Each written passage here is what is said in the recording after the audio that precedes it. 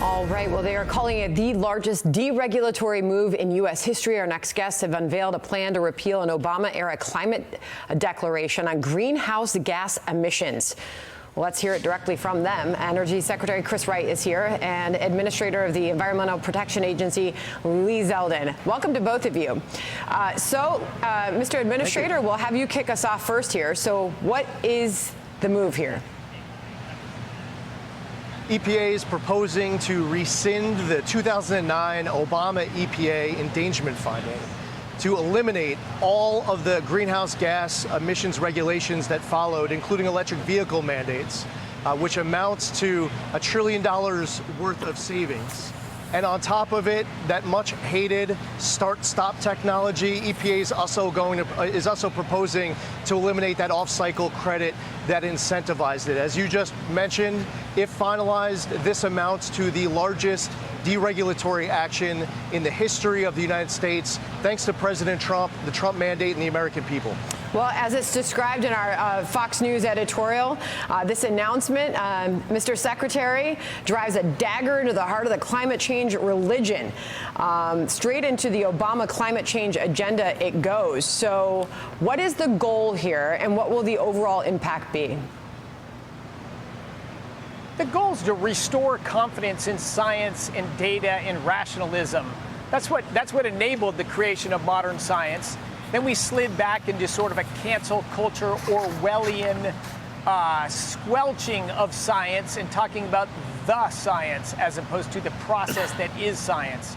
So at the Department of Energy, we released a report, which is sort of a critical overview of what do we know today about climate science, about climate data, and what impacts that might have on the American people. We're releasing that report for public comment and feedback from anyone and everyone.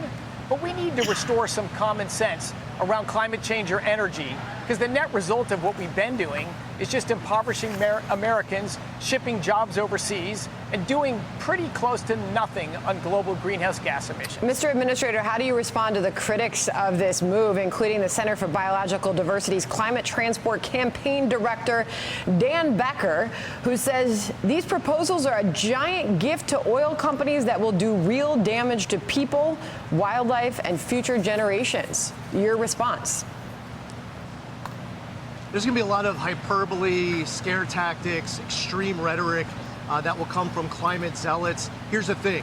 The Supreme Court ruled in Loper Bright and overturning the Chevron doctrine in West Virginia versus EPA, Michigan versus EPA, and other cases that an agency like EPA can't just decide on our own, that we are going to get creative with law, and where there's a vacuum and missing language, we're just going to make it up ourselves. We're not going to ignore the major policy doctrine.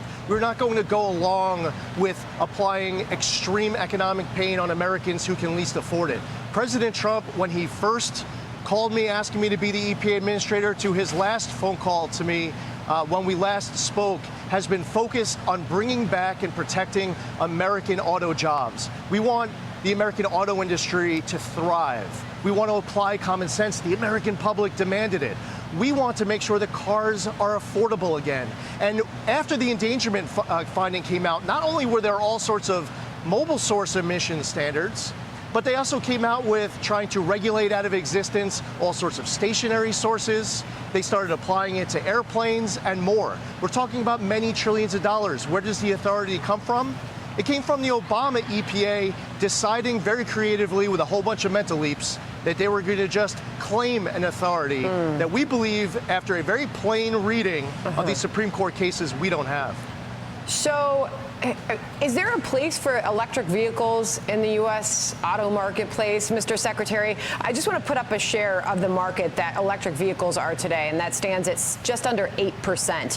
Hybrids are at 10%, the plug-in hybrids at 2%, but the gasoline market still is, by overwhelming majority, is the U.S. vehicle market at 81%. So is there space for the electric vehicles? Are you anti-electric vehicles? What do you want to see happen here longer term?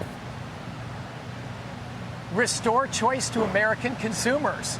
This administration, we don't want to tell people what car to drive or what kind of shower head to use or what their hot water heater should look like. We want Americans to choose and businesses to compete to serve them. That's how you drive improvement. That's how you better people's lives. Okay, so Mr. Administrator, I'll finish up with this. Obviously, the courts would have to uphold this repeal. Do you believe that would happen? And if they did uphold the repeal, would it be easier for the EPA then to come in and undo a lot more of the Biden-Obama era climate rules? So first off, we're going to be able to go through this entire process where we're going to go out to public comment now. There will be a 45-day comment period. The proposed rule has over 300 pages in it. And what's clear in the proposed rule, that this proposal only relates to rescinding the endangerment finding, the greenhouse gas standards on vehicles. I mentioned the start-stop technology and those off-cycle credits. There are all sorts of other regulations. I can't prejudge the outcome of this rulemaking, and we're not announcing today what might be next of any future regulations. As far as interpreting where the court is, I think it's very easy. Just like I did, I would encourage the audience to read the U.S. Supreme Court decisions in Loper Bright and Michigan versus EPA, West Virginia versus EPA, and others. It's clear. Got it. We really appreciate both of you coming on at that Indiana facility there. It's a big announcement, and glad we could have you both on here today. Thank you so much.